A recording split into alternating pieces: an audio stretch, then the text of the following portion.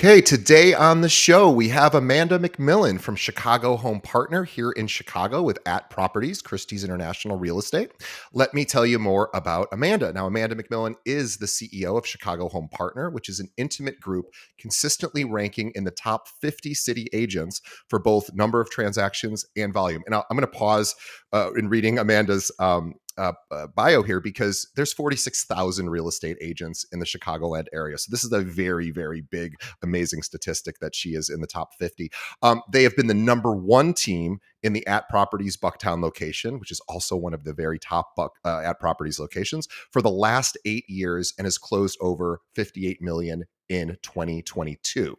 Now, over the past 2 decades, Amanda has operated one of the most profitable real estate teams in Chicago, accumulating hundreds of outstanding reviews from raving fans across Google, Zillow, LinkedIn, and Yelp, successfully navigating 2 financial crises, one worldwide pandemic, the birth of 2 children, and she hosts a bi-weekly podcast at chicagorealtalk.com while remaining a social introvert at heart and maintaining a 95% referral based business. I would like everyone to visit chicagorealtalk.com, and it's going to redirect you to Amanda's YouTube page.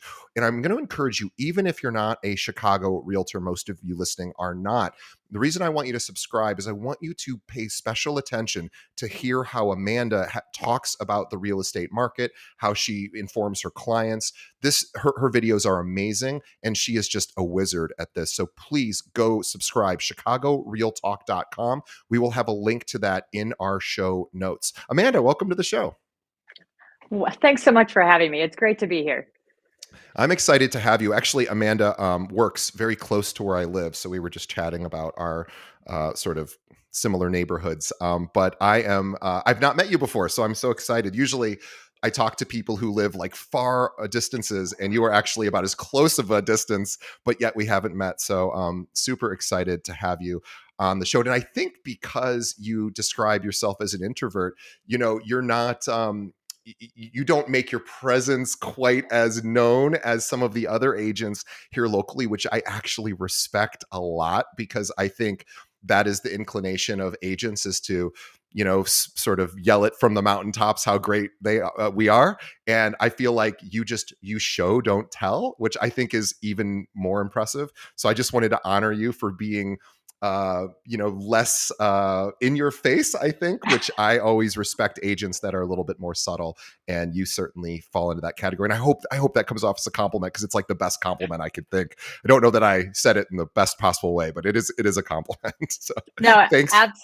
absolutely. It's been a heck of a ride. And yes, I will now say 21 years later, I tell people that I'm an extroverted introvert because I've had 21 years in this business in which I've had to train myself to be a little bit more extroverted. But I absolutely will be the person to say that the personality type that the media really shows out there doesn't necessarily always go hand in hand with a top producer.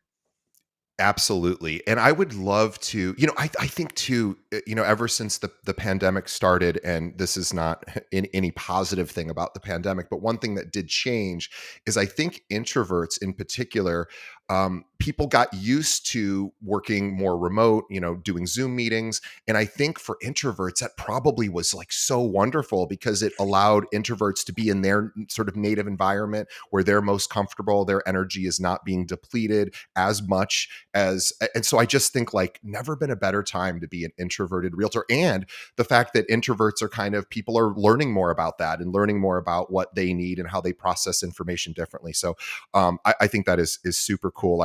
There's so many times where I've talked to people wanting to become realtors and they go, well, I'm introverted. I don't know if it's a good fit. I'm like, oh no, it's a good fit. You just have to learn how to do things, maybe differently than somebody who's, really out there and being super, super social.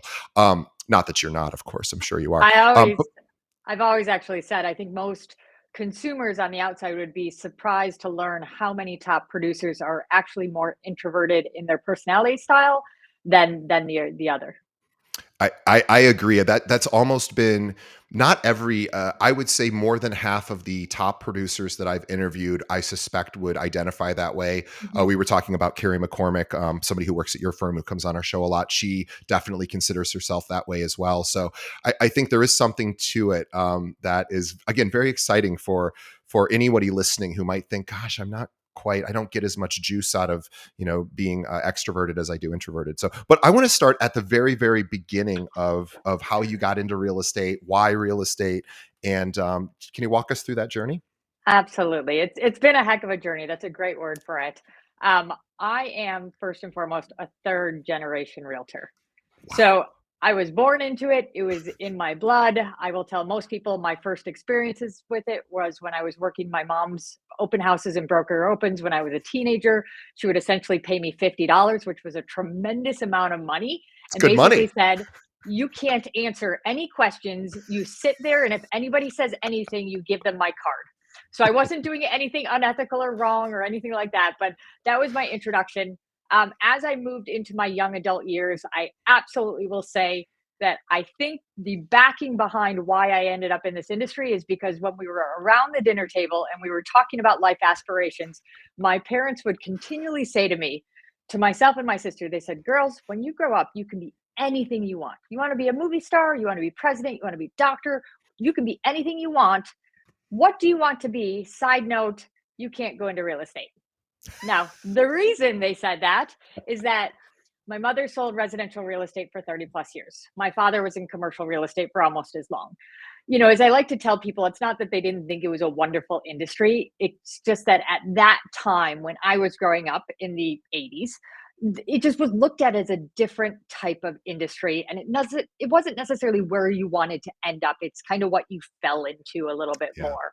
Mhm. And with that being said, they told me that at a very young age. Now, anybody that knows me and knows me well says that I probably hid that in the back of my psyche, that somebody told me not to do something, so that when the time came to be, I said, "Wait a second, you told me I shouldn't do that. I'm going to do it, and I'm going to show you how I knock it out of the park when I do it."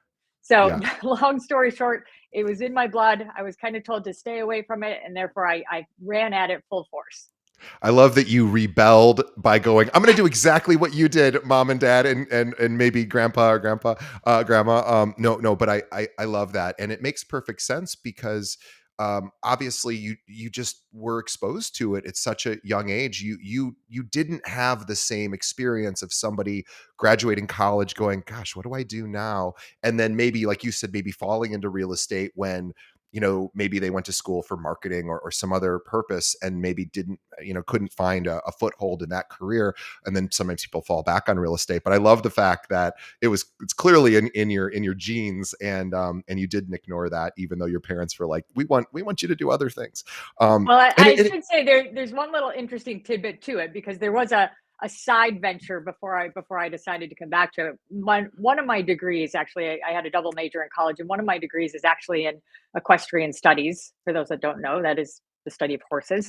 yes. I actually rode professionally. Horses have always been a part of my life; they still are to this day.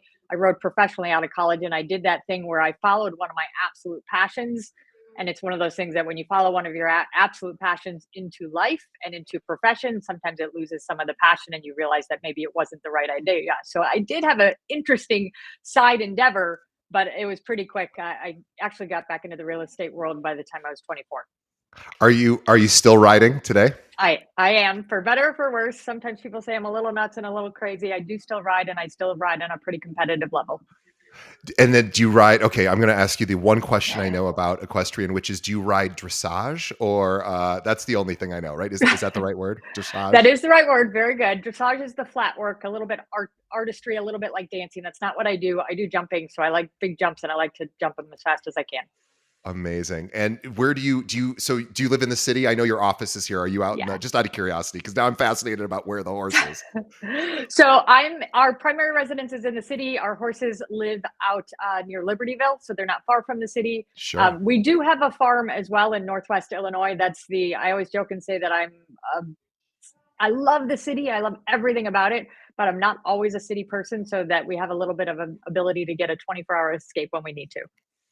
Well, I will tell you, I went to Miraval, which is this like sort of new agey fancy place in Tucson with my mom years ago to it's kind of where like wealthy people go to chill out and relax and find themselves. But I my mom won this trip there, and so we went and we got to really spend time with horses and learn about how to clean them and groom them, and it was part of a therapeutic process Sure. of getting in connection, and it was actually quite relaxing and peaceful. And yeah, so that's awesome. I didn't mean to get caught up on your equestrian stuff, but it's very cool, especially for people who live in the city. Super cool.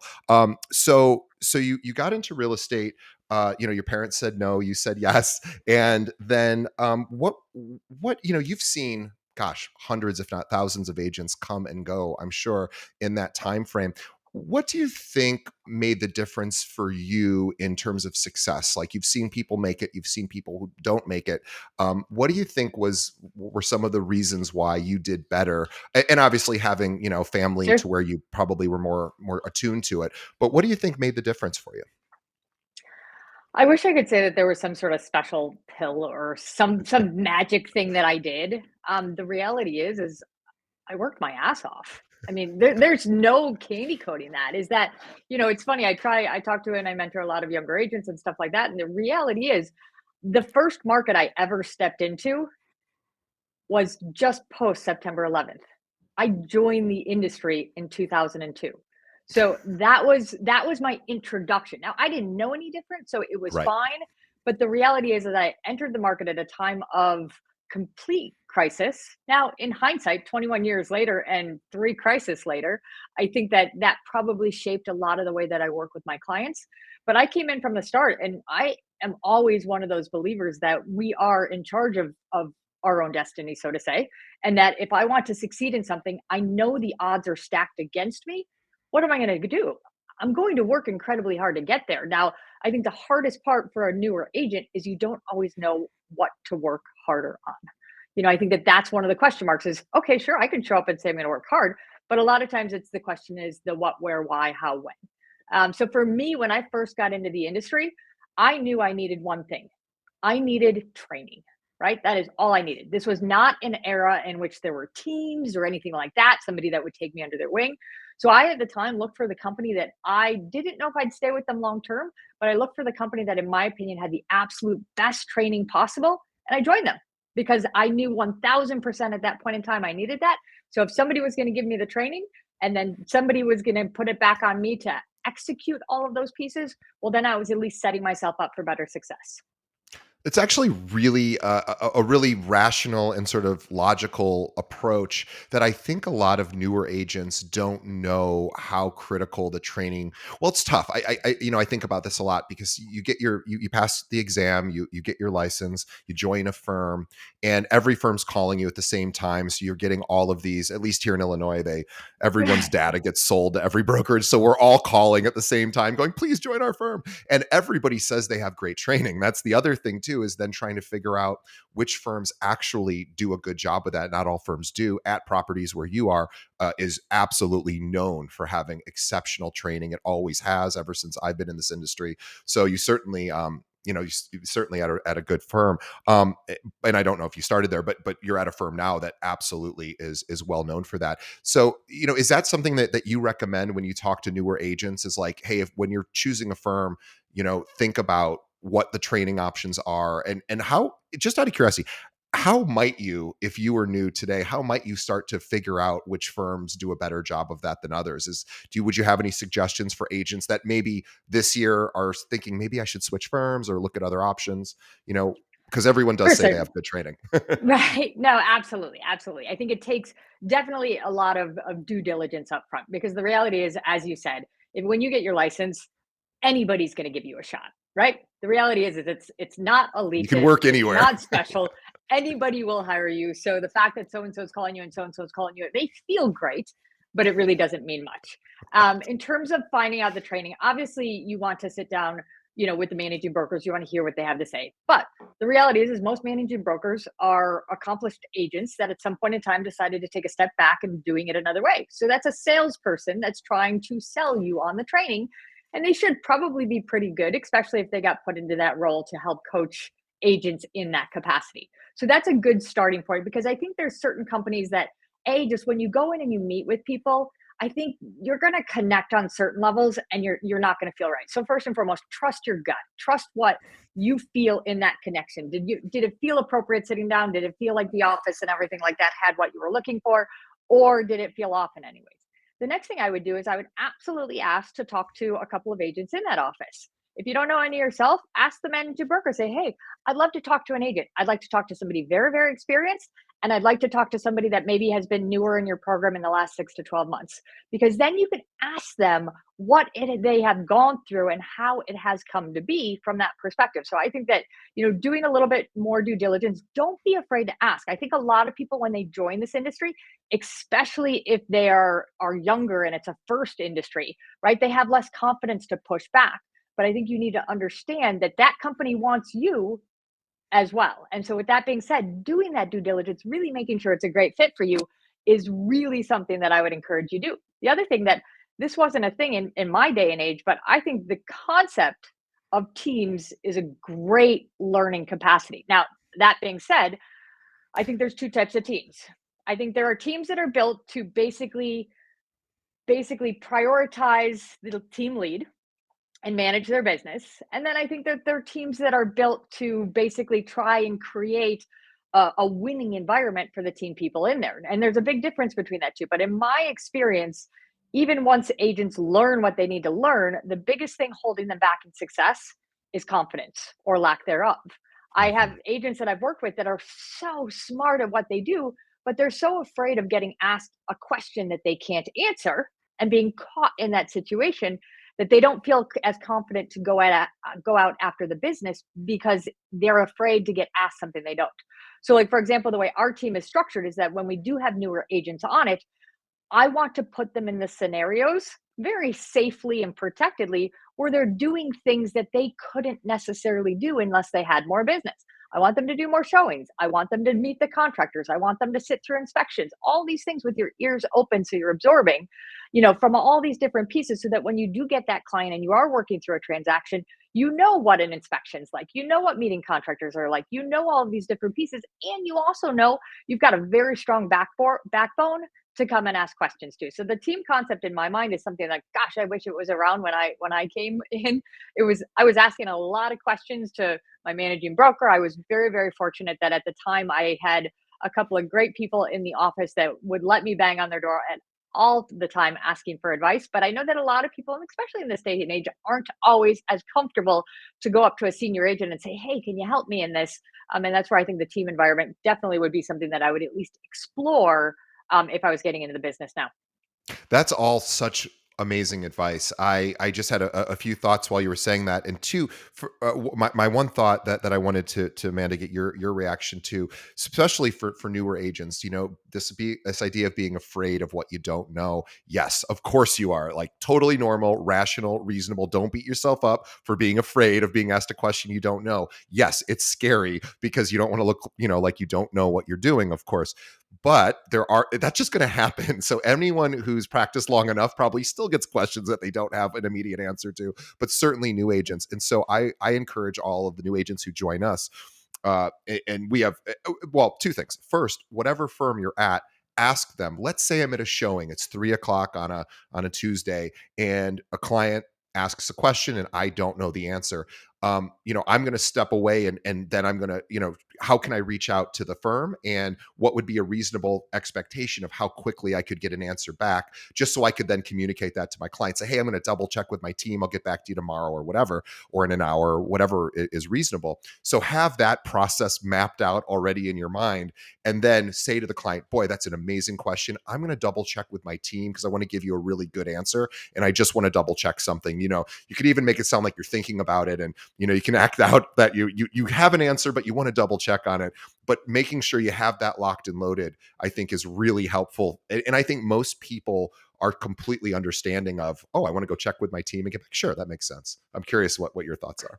1000%. In fact, I always tell my team when we're talking about this and doing some role playing, there are questions that I'm going to get asked. I'm 21 years in and I've done a tremendous amount of business, and I get questions asked all the time that I'm like, I'm not a Rolodex. Like, I know a lot, but there's certain things that I'd say the number one question that we get asked all the time is somebody's going to say, we're going to walk through a property and they're going to say, hey, what do you think this is worth? Number one question we get. Sure. And the reality is that we cover a very large area in the city, right? We do predominantly from the South Loop north to Rogers Park and everything in between. And so with that, there can be a lot of different property types that come up. There is no one in the world that can tell you if they walk in a property in that span and come out to say, is it priced exactly right? Now I can give you a gut. I can say, hey, sure, I don't think it's out of line, but I'd want to check a few things to make sure that it's right. I can say, gosh, that really feels overpriced. But like, so that's something that I tell all the team. I said, you know what I say in that instance? I say it's just that. Hey, you know what? My gut is that it's fairly appropriate, but I want to check what a couple of closings just finished up at. I didn't see what they finalized at, and that will have impact. Let me get back to you later today. Just like that. I always say have these certain sayings, have some reason to be comfortable to go back to say this is something that we want more information on, just so that I can provide you the most recent, most exact things. Hey, I want to just touch base with my team lead. I have a good idea on this, but I know she thinks about it a little bit differently than I. I'd love to provide you kind of with something a little bit more well-rounded. Anything like that, people don't think twice on. That's going to come across way better to a consumer than giving them a made-up answer that probably isn't right. Yeah, there used to be some weird statistic, and I don't remember it exactly, but it was something that was popular for a while, and I really encourage people to not take this advice, which is people are more willing to accept a wrong answer fast than the right answer slow. Make the right answer slow. I think that is the way better. But tell them, say, I need to do crunch some numbers. I need to Sure. talk to somebody. I want, yeah. So I am right with you on that one. By the way, I want to also just re-promote. I want everyone to visit chicagorealtalk.com.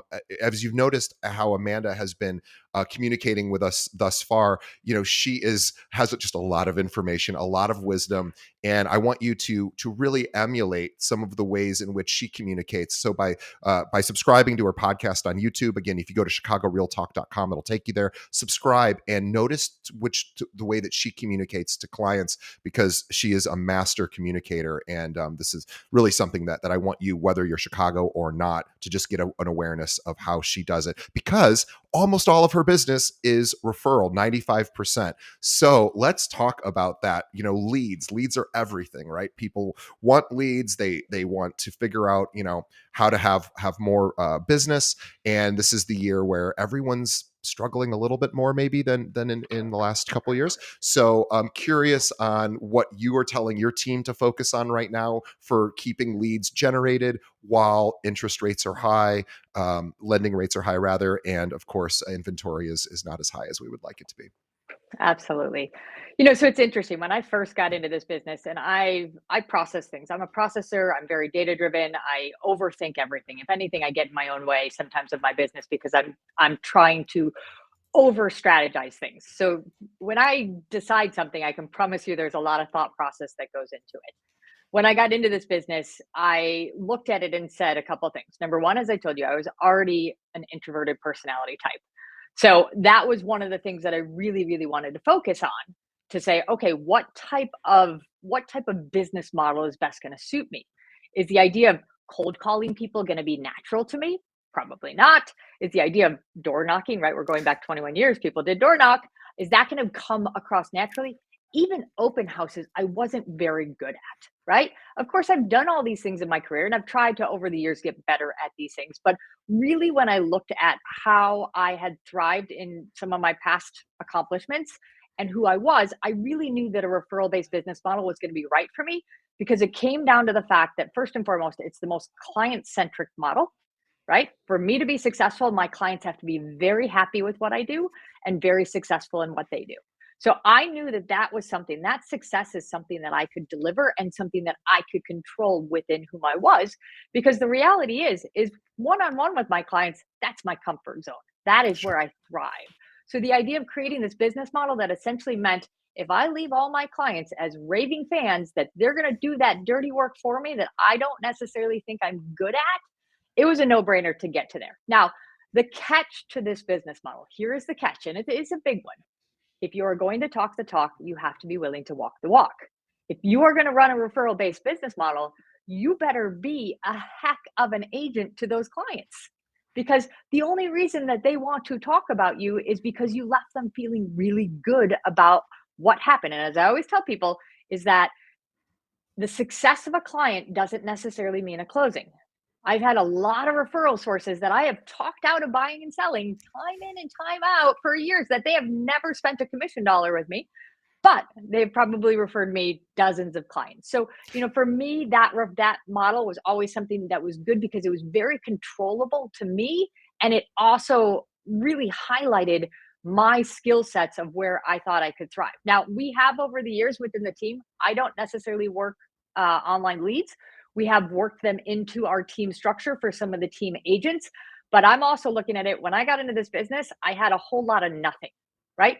I didn't have a padded bank account. I didn't have a huge network. I didn't have all these things. So the idea of spending money on leads seemed not realistic for me. So for me, it was the ability that if I could go out there, if I could do great, if I could really advise well, right? And there were times that it was really hard because, like I said, there wasn't all the financial backing in what I was doing. But if you really do a great job and advise well and make sure that your clients know that what you're telling them to do is absolutely in their best interest, then a referral based business model is something that can just thrive over the years.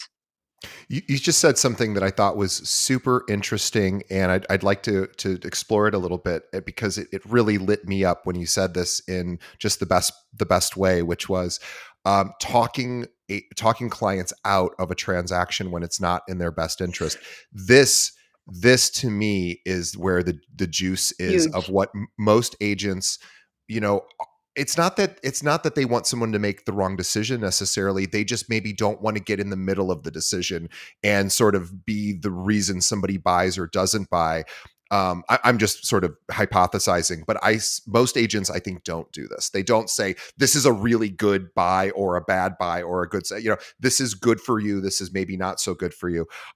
I think realtors have in their wanting to just sort of stay neutral, have and maybe just fear of making the wrong suggestion, oftentimes don't give those recommendations. They're like, do you want to put an offer in? We can put an offer in. I'll give you some suggestions if you want to put an offer in, but should I put an offer in? Maybe it's whatever. It's, at least for me, that's all I want from any of my service providers in my life. I want them to say, this is a good idea, and DJ, what we know about you, this is a bad idea. And I will be with that person for the rest of my life if they do that. So I love the fact that you're willing to say, based on everything I know about you, this may or may not be a good idea.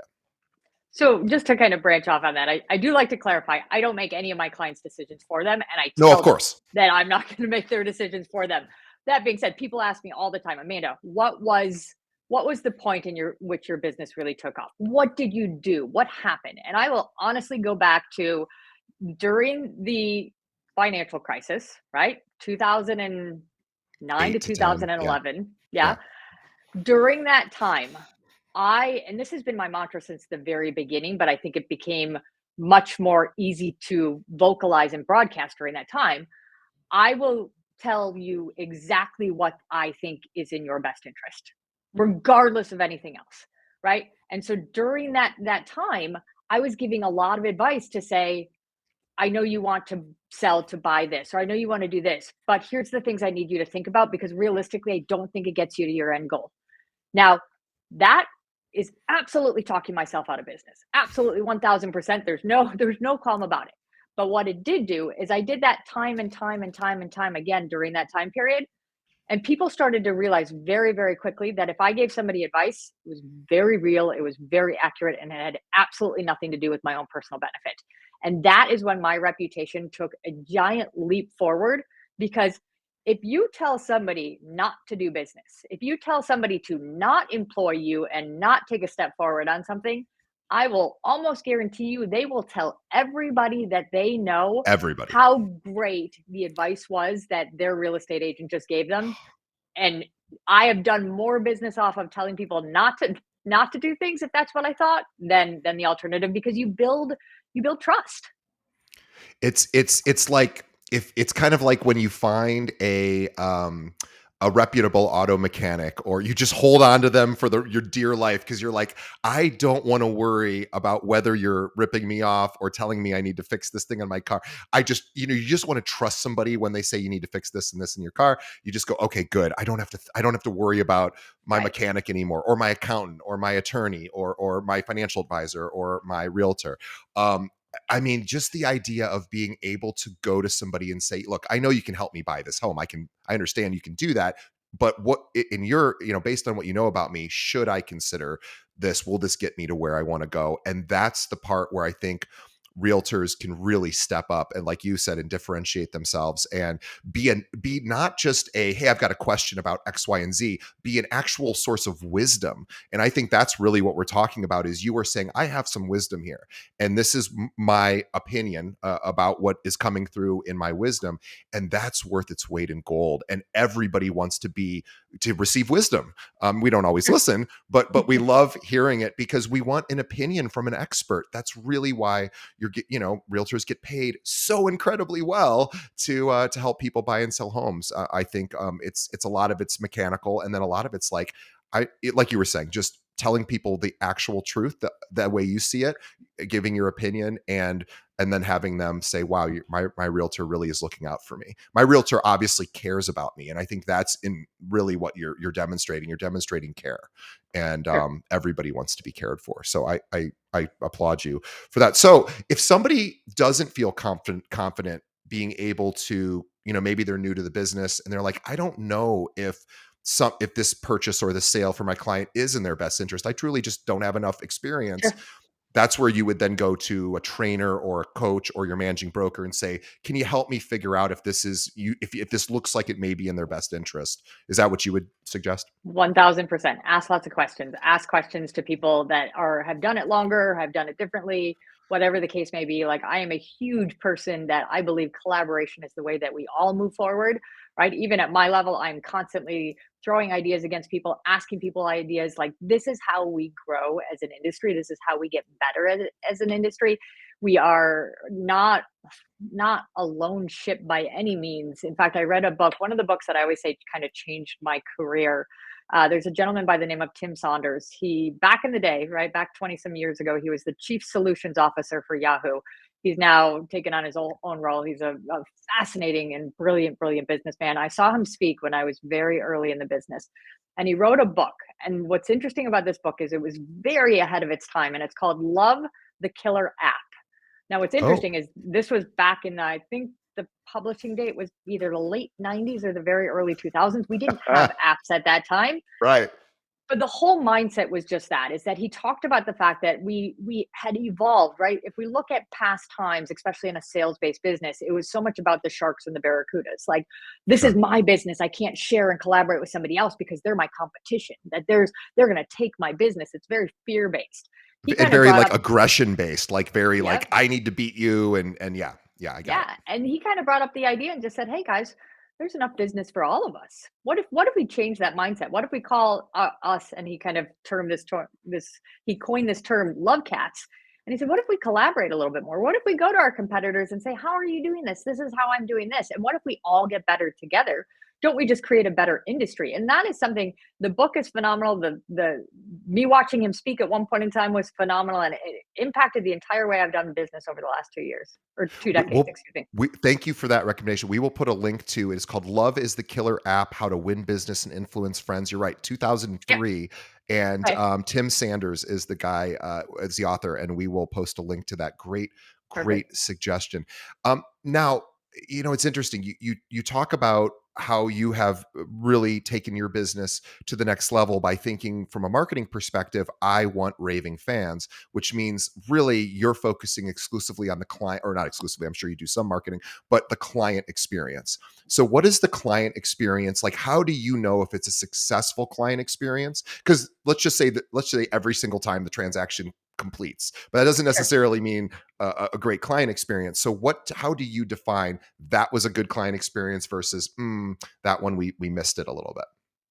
Well, I like to think we haven't missed it. So, no, it's interesting. When I was newer in the business, and I remember very, very clearly, Dave Hanna, who was a huge mentor and a huge impact on my life. He was one of the managing brokers at Prudential Preferred Properties when I started up way all those years ago. And he really took me under his wing because he knew I was inquisitive and he knew I had a lot of things that I was trying to figure out. And I remember at one point in time, he pulled me aside and he said to me, he goes, Amanda, here's some advice I'm going to give you. You've got to learn not to take everything so personally. Is that you take it too personally, and at some point now it's okay, but at some point it's going to burn you out. Now, once again, I'm a processor, so I walked away from that conversation, very grateful that it happened. I processed it for the next 2 days, and then I went back to him and I said, "Hey, I want to revisit that conversation." Of course, he was so busy at the time. He's like, "What conversation is that?" And I said, "The one where you told me that I take things too personally, and that was going to burn me out." And I said, "I appreciate what you had to say, and I think there's absolutely some value in it. But I think one of the things that's going to make me different, one of the things that's really going to make me great, is that I do take those things personally, is that I literally get on that roller coaster ride with my clients and I ride the highs and I ride the lows so that when we get off that ride, we are both at the same endeavor for better or for worse." And yes, I think what he was trying to tell me at that point, but I wasn't ready to hear, was the fact that I needed to learn how to kind of turn the emotional part of it off. So stay that invested, stay on that ride, but maybe learn to kind of not get myself so worked up in it, right? That's the experience that we learn. But that's something that I really took forward in this business, is that I think any one of my clients will tell you is that in. I am in the transaction. I'm in the heat of it. And it doesn't matter if you're buying a $200,000 condo or you're selling a $3.5 million home. We treat every one of our clients the exact same because they deserve that from us. And we limit the number of clients that we'll work with at one time. As I'll tell any agents, I don't you're never going to see me in the top 10 agents of Chicago. I have a ton of respect for those that are, but the way that we run our business model, with what we do, with the level of service that we commit to people, we restrict the number of clients that we're going to work with at one time because we literally commit so much to them. And we have structured our small intimate team to really focusing on the level of service. I was told so many times as I grew up in this industry that the service has to take a step back as the business grows. And that is something that I've refused to believe over the years. And I truly believe that our business is showing that. If you go online, if you Google the team, if you look at all the reviews, you're going to struggle to find a negative one. In fact, I think the only real negative ones you find out there are typically from the other side that was a little angry that I enforced a situation that shouldn't needed to be enforced. So I truly believe we stay very connected. We're connected with all of our clients throughout it. Sure, there's absolutely things that happen that are outside of our control. Of course, on the other side, that can leave some bad taste. But I'm a full believer that communication is key in all of this stuff. So even when things are going wrong, we are trying to be right at the forefront of everything happening to make sure that at the end of the day, our clients, you know what, they may not have liked some of the things that happened, but they're going to be happy with how we managed and how we dealt with some of the curveballs along the way. And on the flip side, it's even more dangerous to do a less than ideal to have a less than ideal performance with a client, because certain studies have shown that people are more likely to spread, hey, my agent wasn't Right. very good versus was good. So you really have to do it for two reasons. One, you want referrals and you want to do a good job for your clients, so you want that reputation. But if you don't, the downside is they're not going to talk about you at all to their friends, or they're going to say, well, they were okay, but I felt like maybe they could have done more or less, or more, or listened more or been more proactive. So you focus so much on the client experience because that becomes your marketing. That's the result of that, is all your marketing essentially is done for you. It doesn't mean you have an easy life. Like, of course, it's not easy to give an exceptional experience to every single client. But if you hyper focus on that, like you said, whether it's 200,000 or $1 million properties, you are going to have people that go, wow. And I think the wow factor in this industry is not as hard to achieve as people may think. It certainly takes a ton of work, no question about it. But it's difficult because it's a lot of work. But going that extra mile is really every I've interviewed almost 500 top agents now. They all go the extra mile, and they all say that. And I hope that, what does the extra mile look like for you? Well, it's funny you say that. I'm going to deviate a little bit from your question because I think it's Good. a really important thing to note. I personally think that in our world, to be a good agent is incredibly obtainable. Incredibly. Um, to be a great agent takes another level of that perspective. But if you want to make a good living, if you want to have a good business that you are very proud of and a substantial income and everything like that, I truly believe that just about anybody can go out there and do it because it's literally about showing up, doing the job, knowing what's expected of you, delivering results. It's literally, as I like to say, the threshold is not that high that it's something that an elitist group can get it. Now, I do think that there's an absolute large step to get into a level of greatness. And for me, that's where a lot of strategy and sophistication comes from, right? And it's the same thing if people tell me all the time. They say, "Oh, are you afraid that your job, that your industry is going to go away?" Right? All of the information is out there. The reality is all the information is out there right now, and people are still very reliant on what we do. I don't think our careers as top agents are really threatened at all because the reality is my value to my clients. Sure, I can find a property. Sure, I can put together a strategy. But the reality is it's everything that's in here to help navigate what's happening out there. It's the plans that we're putting into place, the strategies to get there. When we hit certain roadblocks, it's knowing where to sidestep, what build condo buildings are run in a manner. It's the stuff that they can get the information, but they certainly don't know how to digest it. Absolutely. I'm curious too, what are you doing in between transactions to keep your clients aware that you're still out there practicing, making sure they don't forget your name, let's say.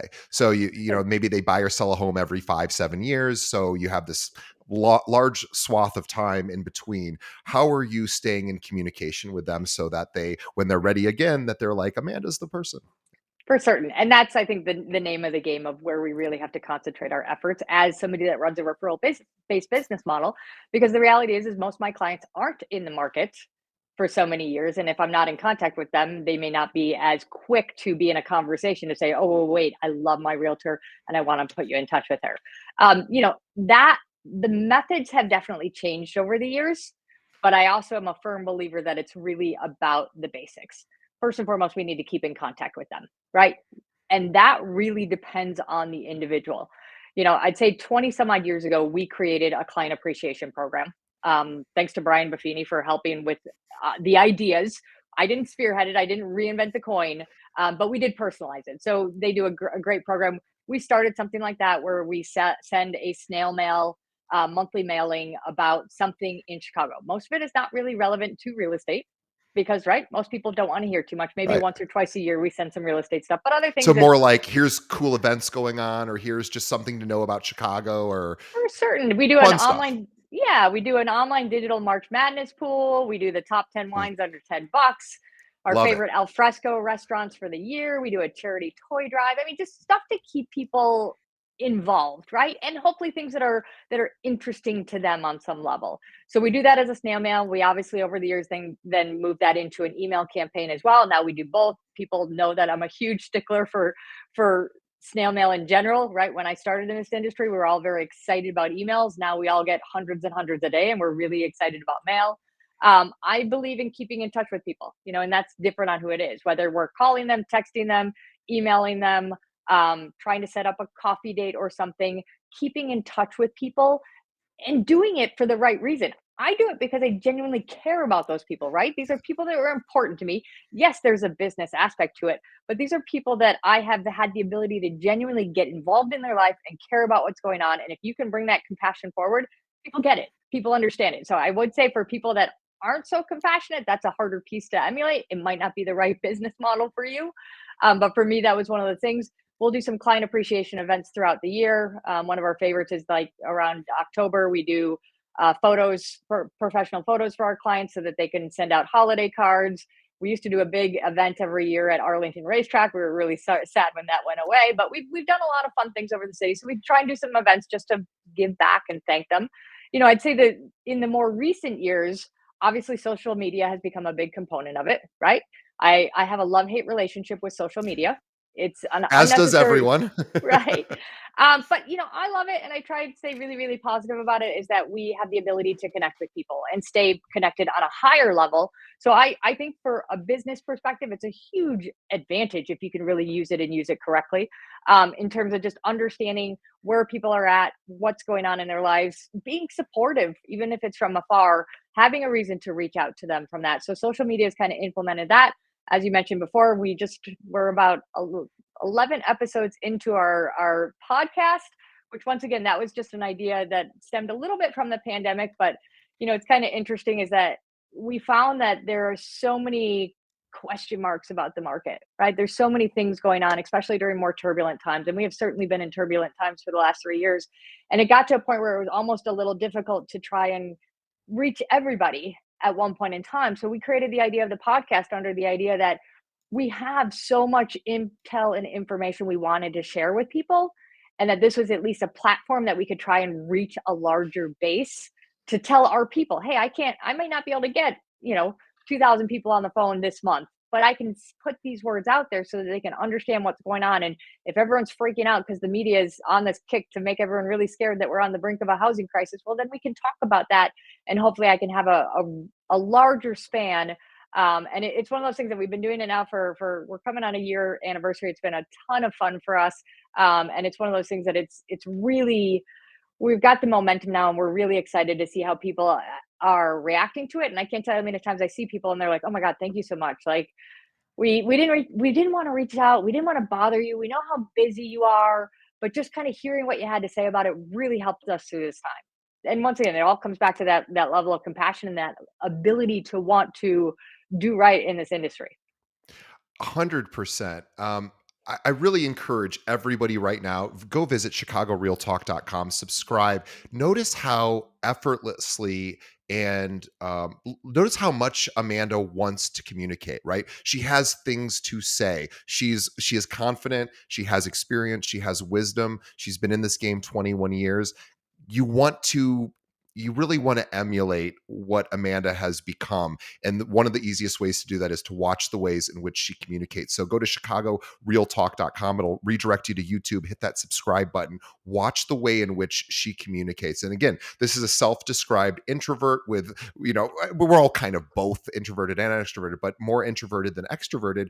Amanda describes herself. And notice how well and effectively she communicates. I think this is one of the softer skills. And really, Amanda, I would love to have you back on our show because you are so process driven. You just have a lot of wisdom that I'd love to extrapolate more from. So maybe we can talk offline about even doing some future episodes, because this was really, really exceptional for me and for our audience. I know I'm speaking on their behalf. So I would like everybody, again, visit chicagorealtalk.com, hit that subscribe button, notice, emulate success. And Amanda is one of the top agents here in Chicago, and she just has a lot of great ideas. So for all of our listeners out there, we want to actually, perfect time to say thank you to Amanda for coming on our show.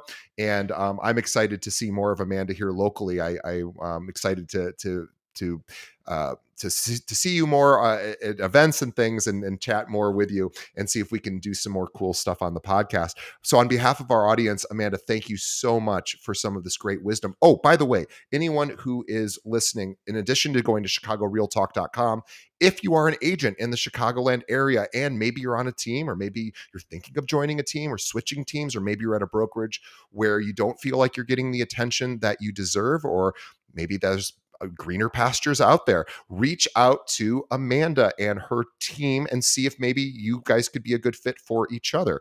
The best way to do that is, look her up. She is Chicago Home Partner. I believe it's chicagohomepartner.com. We will have a link to that in the show notes, but reach out if you're looking to maybe join a team, or maybe you could be of value to Amanda, or maybe you're in a different market and you have clients that move in and out of Chicago, and you want a great referral relationship. Talk to Amanda. She has clients that move out of Chicago, and she has, and you might have clients that move in. So reach out to her, maybe create a connection and a referral base there. So on behalf of our audience, Amanda, thank you so much for being on our show. I am it is so exciting for me to speak with you. And I'm so glad that you're a local person here. I'm excited to get to know you better.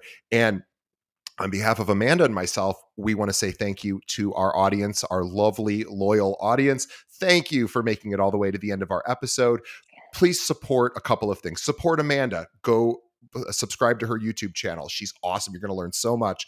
Also, support our sponsors. We love our sponsors. They're the reason we can pay the bills. So please check out their services and products. And last, tell a friend. Think of one other realtor that could benefit from listening to this great conversation with Amanda, and send them a link to our website, I guess, keepingitrealpod.com. Every episode can be streamed. We have, I think, almost 500 episodes now.